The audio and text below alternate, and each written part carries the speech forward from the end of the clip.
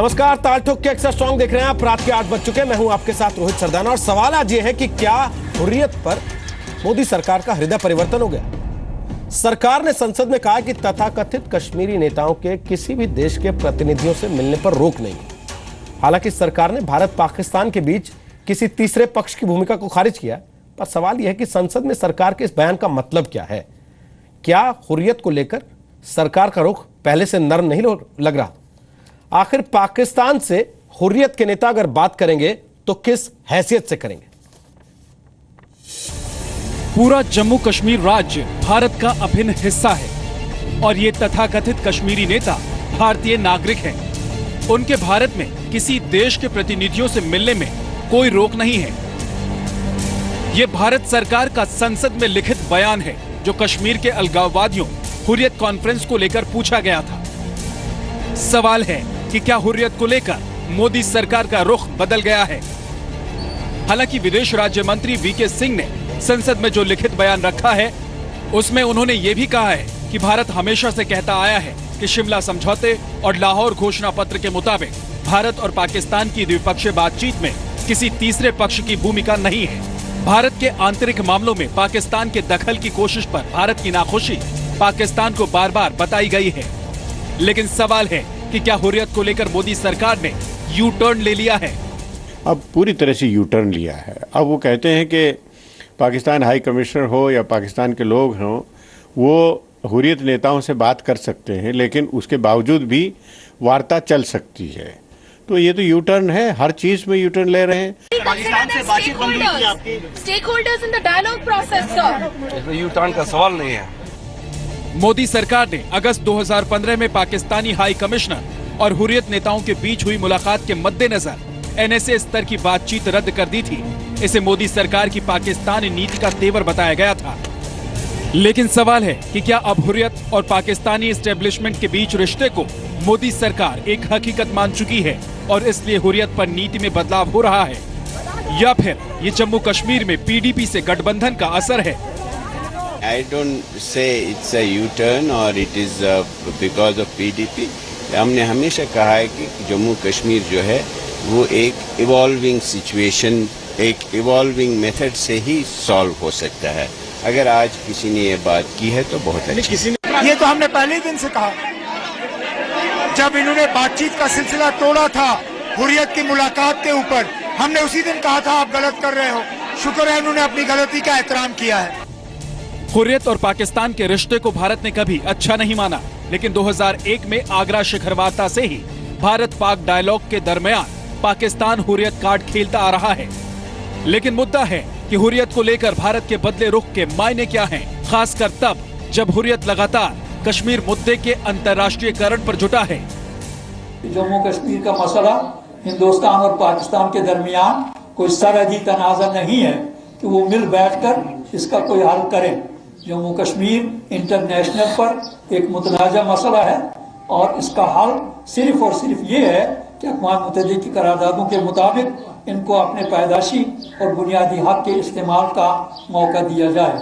हम कहेंगे कि देर आए दुरुस्त आए, एंड आई थिंक शायद गवर्नमेंट ऑफ इंडिया ने अभी रियलाइज कर लिया है कि जो रेड लाइंस उन्होंने ड्रॉ की थी वो रेड लाइंस जो है ना तो सियासत में चलती है और ना ही डिप्लोमेसी में चलती है। कश्मीर का मसला जो है, जहाँ पे हिंदुस्तान और पाकिस्तान का मसला है, वहाँ पर बुनियादी मसला जो है यहाँ के लोगों का है। इस साल दिल्ली में हुए पाकिस्तान डे समारोह में हुर्रियत के नेता सबसे खास मेहमानों में थे। बीते अप्रैल महीने में दुख्तराने मिल्लत की आसिया अंद्राबी भी पाकिस्तानी उच्चायुक्त अब्दुल बासित से मिली थी, लेकिन भारत की ओर से कोई कड़ी प्रतिक्रिया नहीं आई। सवाल है कि क्या मोदी सरकार की ये रणनीति व्यवहारिक है। आखिर हुर्रियत को पाकिस्तान से बातचीत की आजादी क्यों। ताल ठोक के एक्स्ट्रा स्ट्रॉन्ग में आज इसी मुद्दे पर बहस है।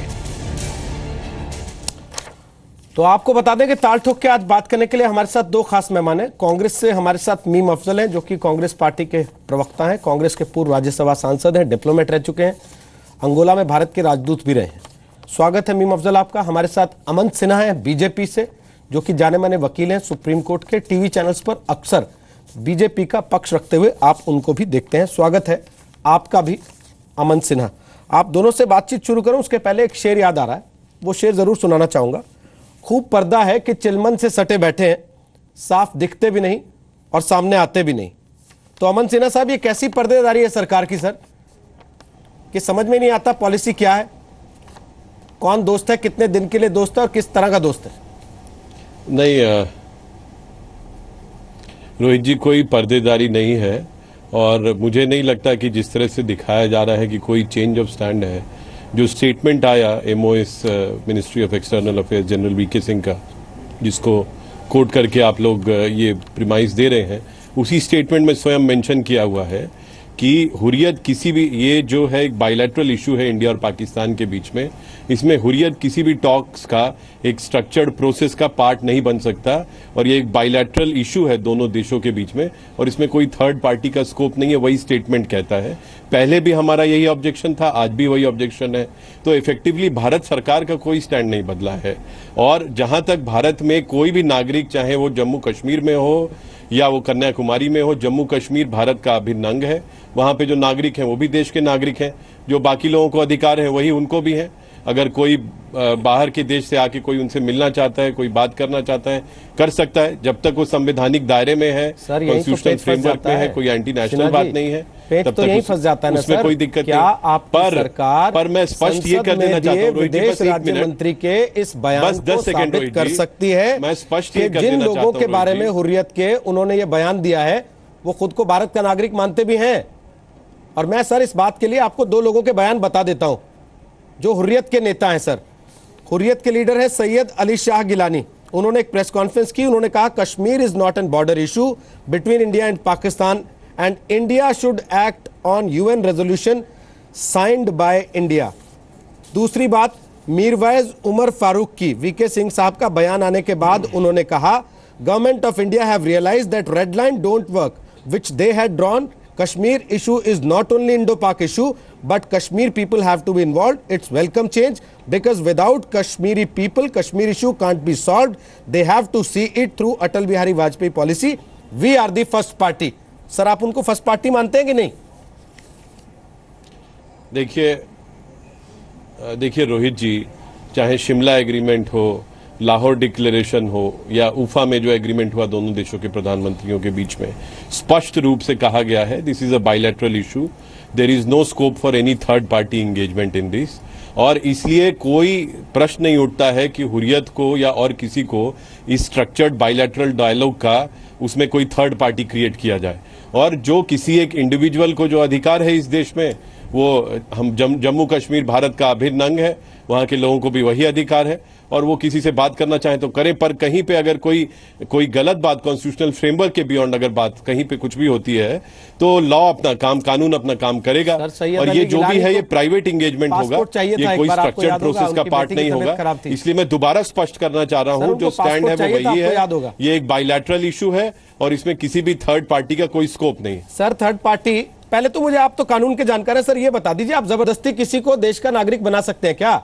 संविधान भाई दो तीन तरीके से नागरिक बनाता है, एक जन्म के आधार पर, दूसरा आपकी शादी हो जाए तो बना लेता है, तीसरा कोई आवेदन कर दे तो सरकार सोचती है कि इसको नागरिक बनाना है कि नहीं बनाना है। कोई आदमी बनने को तैयार नहीं है, आप संसद में खड़े होकर कह दे रहे हैं कि ये भारत का नागरिक है और फिर आप उसे कह रहे हैं कि हम छूट भी दे रहे हैं कि जाइए पाकिस्तान से बात कर लीजिए। नहीं, पाकिस्तान क्या बलूचिस्तान के लोगों को आपसे बात करने की छूट देगा ऐसे? नहीं, मैं आपका प्रश्न समझ गया रोहित जी, अब आप जवाब देने दें। देखिए रोहित जी, वो किसी स्पेसिफिक इंडिविजुअल को लेके प्रश्न नहीं था, वो जम्मू कश्मीर में जो नागरिक हैं उनको ये अधिकार है जो पूरे देश के नागरिकों को अधिकार है। तो इसलिए बल्कि कुछ बनिस्पत जो है कहीं कहीं पे ज्यादा भी अधिकार है, पर उसमें ये कहीं नहीं था कि कोई आदमी ऐसे बोलेगा या हुर्रियत का कोई नेता ऐसे बोलेगा तो उसको इस चीज की छूट दी जाएगी। ये सब जो है अर्थ निकालना, ये जम्मू कश्मीर में चुनी हुई सरकार है, गलत अगर हुर्रियत के लोग वहां के नागरिक हैं तो जम्मू कश्मीर में चुनी हुई सरकार है सर जी, जम्मू कश्मीर में चुनी हुई सरकार है, हाँ बिल्कुल है, लोगों ने वोट डाल के सरकार चुनी सर, वो सरकार नुमाइंदगी करती है जम्मू कश्मीर की जनता की। तो आप एक ग्रुप को कैसे इजाजत दे सकते हैं कि जाइए पाकिस्तान से बात कर लीजिए? कहां इजाजत दी? बिल्कुल इजाजत नहीं थी। यही मैं कह रहा हूं कि ये एक परसेप्शन जो हमारे एडवर्सरीज फैला रहे हैं वो दुर्भाग्यपूर्ण, वो गलत है परसेप्शन, ऐसा कुछ भी नहीं है। वो बस सिंपली जो लीगल पोजीशन है उन्होंने कहा कि भाई जो अधिकार भारतवर्ष में किसी भी नागरिक को है वही जम्मू कश्मीर के भी नागरिक को है। सर मैं बिना रोके टोके, कोई आ रहा है, कोई प्राइवेटली कुछ इंगेज करना चाह रहा है, चर्चा करना चाह रहा है, वो करे, पर किसी भी तरीके से उनकी पार्टी का और वैसे भी जो हुर्रियत के लोग हैं, मैं आपको कंटिन्यूअस 45 सेकंड दे रहा हूं सर, आप उस परसेप्शन को दो दीजिए जो आपके एडवर्सरीज फैला रहे हैं। जम्मू कश्मीर की जनता को रिप्रेजेंट नहीं करते। आपने सही कहा रोहित जी, वहां की चुनी हुई सरकार है वो वहां के लोगों को रिप्रेजेंट करती है और पूरा भारतवर्ष की जो सरकार है वो वहां के लोगों को रिप्रेजेंट करती है और वही रिप्रेजेंट करेगी।